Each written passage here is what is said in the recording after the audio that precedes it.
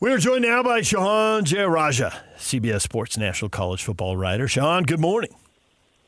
Good morning. Thanks for having me. Did you expect more upsets this weekend? This was pretty much by the book, except that Oklahoma went in and beat Alabama, and that isn't really what BYU and Utah wanted. Everybody who's 11 through 15 is like, Alabama, come through for us, and they didn't.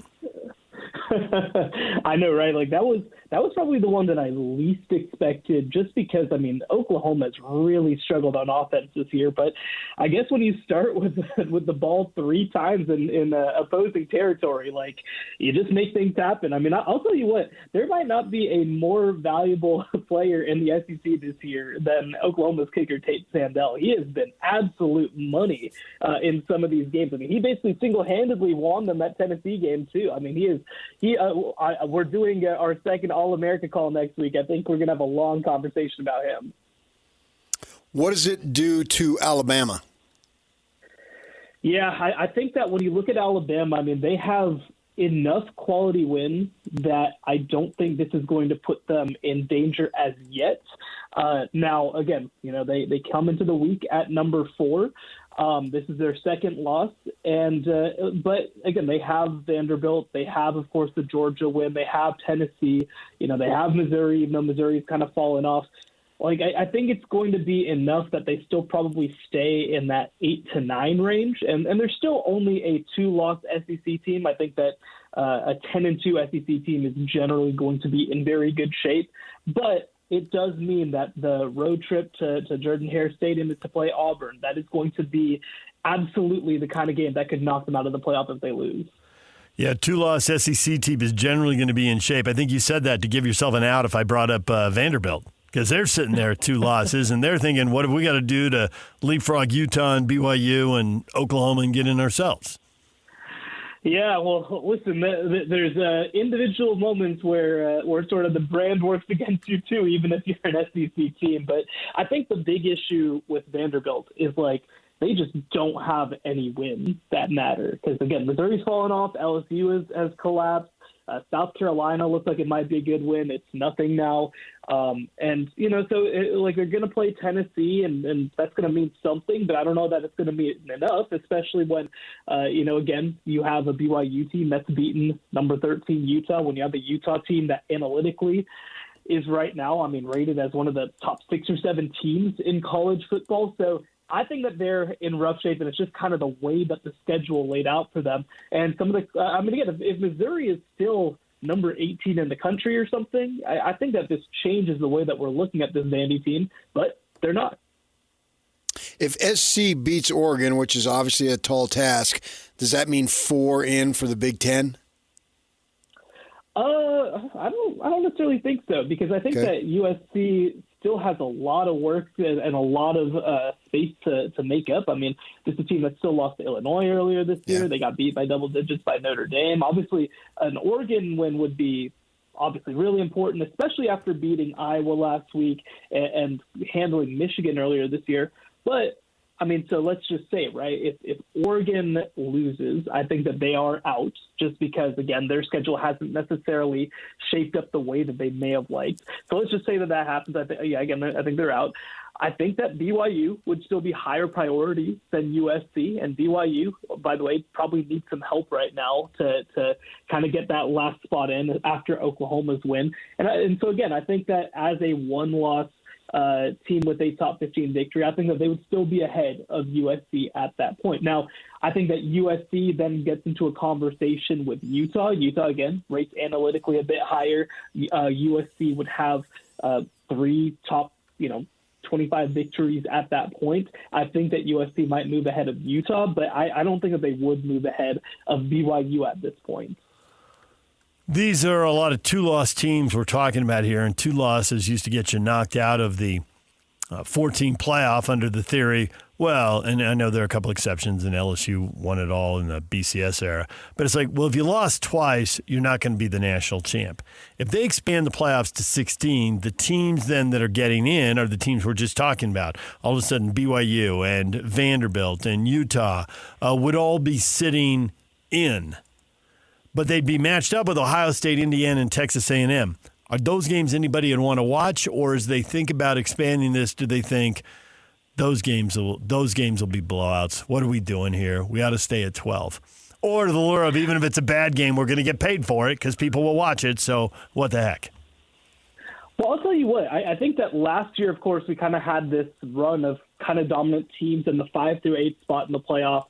But I kind of don't think that that's going to be the case going forward, or maybe even this year. Like, is Texas A&M going to be able to totally put the hammer down on a very good team? Like, maybe, maybe not. I think that some of these games, like, again, if you put, let's say, Texas A&M against Utah or something like that. Well, I really like what Utah does defensively. I think that they might be able to cause some problems for Texas A&M's offense, and I think that their rushing offense is something unlike what they've seen. I think the same for an Indiana or something like that. Like, so I think that people are a little skewed because they saw one playoff, and that a lot of aspects of that one playoff didn't go very well. I don't think that's necessarily going to be the case this year even, right? Because again, Vanderbilt's played teams that are going to be in the playoffs, including Alabama, and they hung around. They were very competitive in those games. So I think that again, we're moving to a point, and I'll by the way throw Ohio State as an exception. I think that Ohio State might just beat everybody by a lot, just like they did last year. But I do think that the gap between the top 5 and the top 15 is probably shrinking to a place that's smaller than it's been in a very long time. The media keeps asking Kalani Sitake about the so-called style points, and he just keeps blowing it off every time. Winning is the style points. That's all I'm concerned about.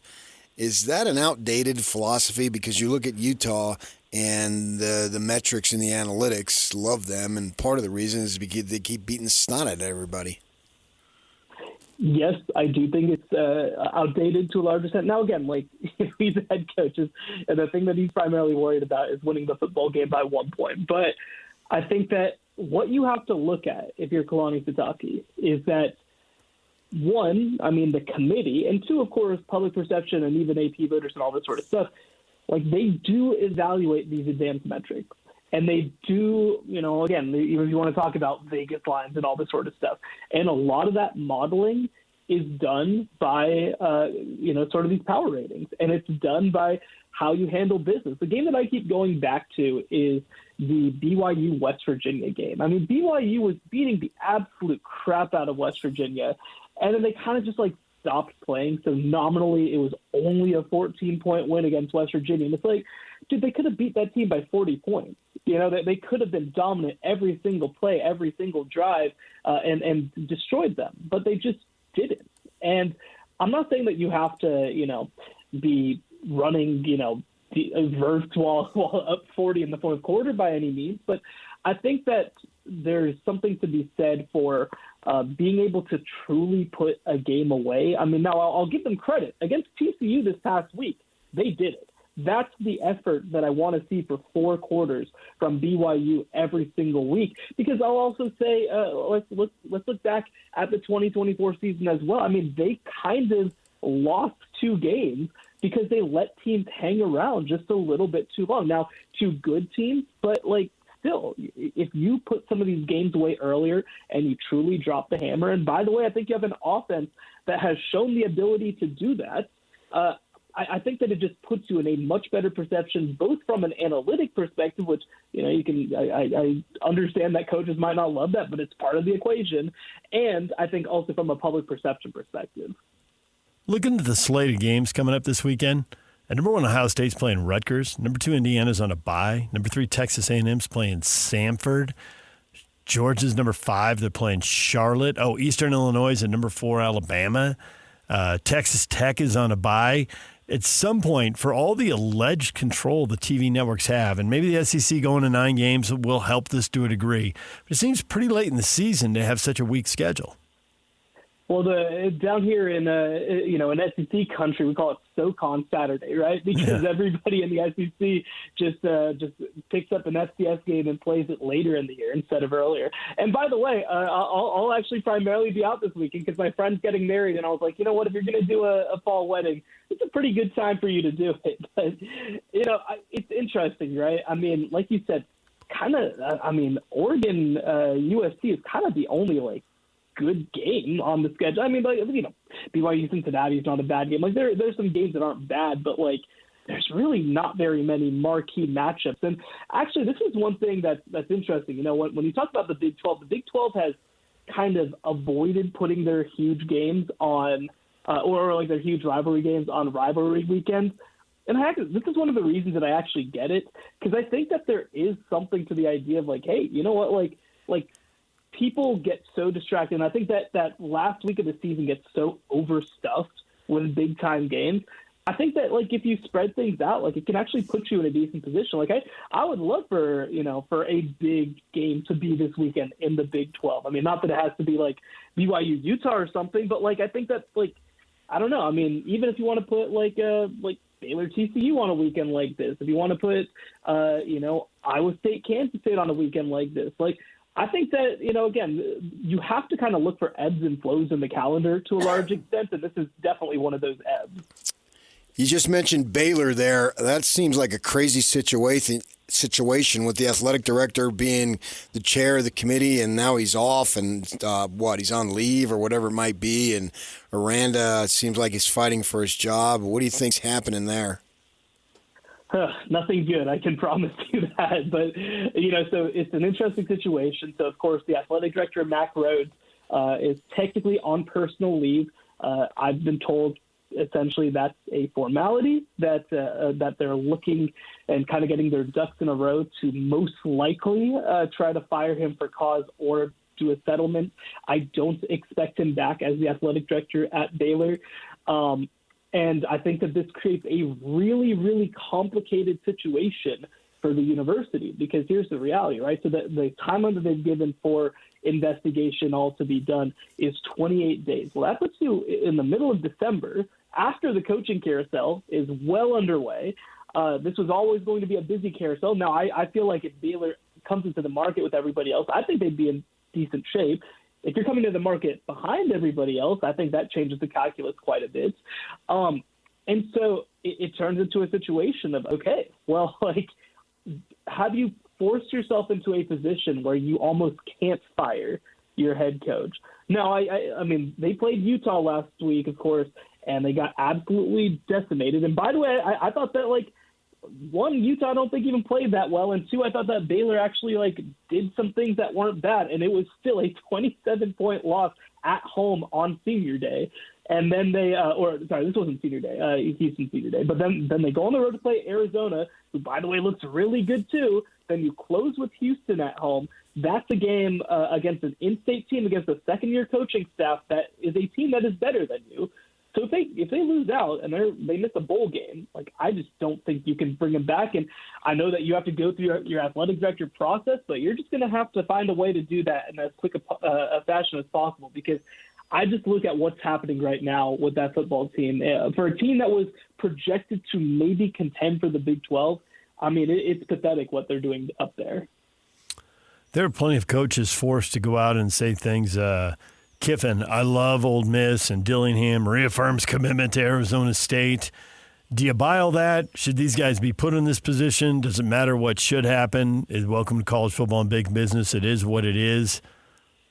Are you buying these guys when they say they're at least hinting or implying they're staying put? Well, this is, we have done a sort of a segment on one of our old podcasts that we call Coach Speak Translator, and this is one of those moments where you got to translate Coach Speak, right? For Lane Kiffin, it's, we're very happy here, we love it here, right? Well, what he didn't say is, I am staying here. Whereas with, when you look at specifically, let's say, Kenny Dillingham at Arizona State and Brent Key at Georgia Tech, they are much more specific about what they want and why they like it here. So, for example, Kenny Dillingham's like, dude, I grew up here. I went to school here. My sister's my neighbor. My parents live 3 houses down. Like, why would I ever want to leave? I want to push this place to be the best that it can be. For Brent Key, he says, cut me open and see what colors I bleed. I'm Georgia Tech through and through. Like, that's different than saying we're very happy here and we love it here. Those are different statements.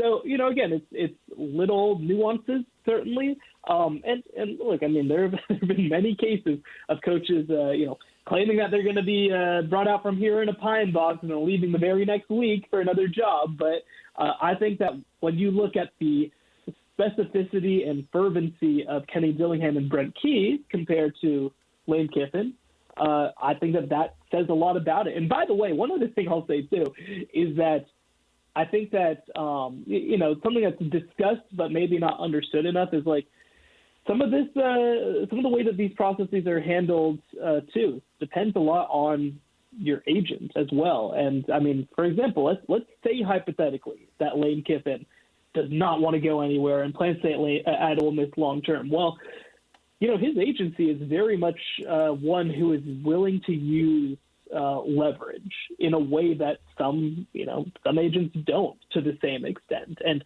even if he wants to stay there, I could see them dragging this out to the end of the year so that they get the absolute most possible from Ole Miss.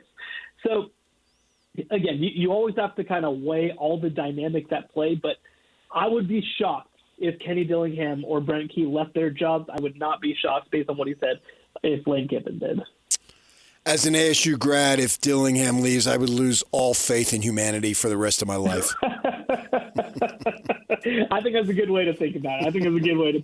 I really think, because again, here's the thing too, and this is a big picture dynamic about college athletics in this moment that I actually think is fascinating, which is no matter where you are, if you are at, let's call it a middle class to upper middle class power conference program, like the grass isn't necessarily greener on other places. Like there are places that, if Kenny Dillingham left Arizona State, I think he's making 7 right now.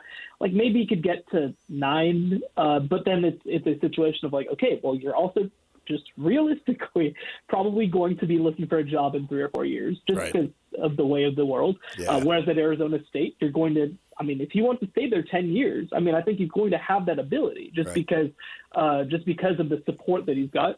And the other thing too is that with rev share and all this sort of stuff, like you can actually build something really competitive and have a very legitimate path to the college football playoff, to contending for titles. Now, there are certain programs where, again, LSU is one of them for me, where it's like, okay, well, yeah, like at that job, not only could you have a championship roster, you will. It's essentially guaranteed because it's LSU with the way that they have ties to the state of Louisiana.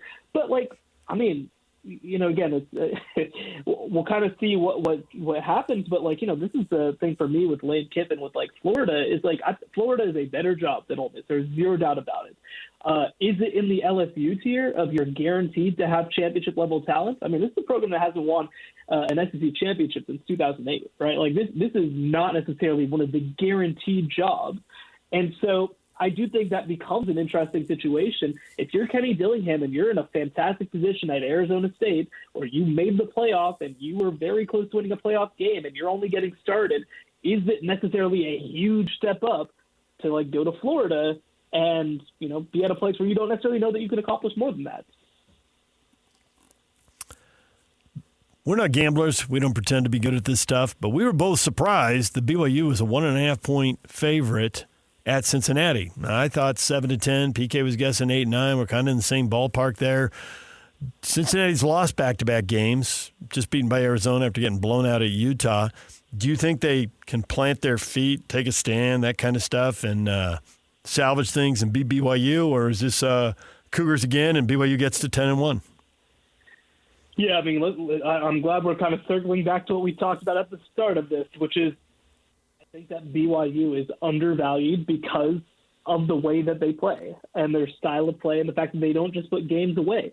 Well, I think that going on the road to play a very good Cincinnati team, I think that BYU is going to come out and pummel them. I think that they understand the magnitude of this moment. I loved that against a not bad TCU defense. Like they were like, Bear Bachmeier, go and do your thing. We got to free you, because the reality is we're probably going to play Texas Tech again in the Big 12 title game, and you need to be ready for that moment. I think that they're going to really attack that secondary. I think that they're going to physically beat up Cincinnati.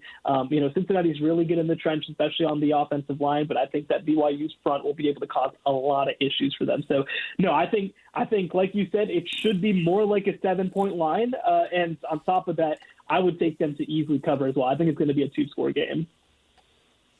Sean, we appreciate it as always. Great to talk to you, and we will talk to you again next week. Thank you so much for having me.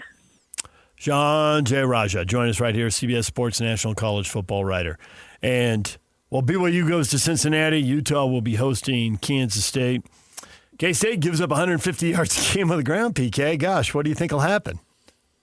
They'll just stuff Utah at the line of scrimmage, a la Texas Tech. No, you don't.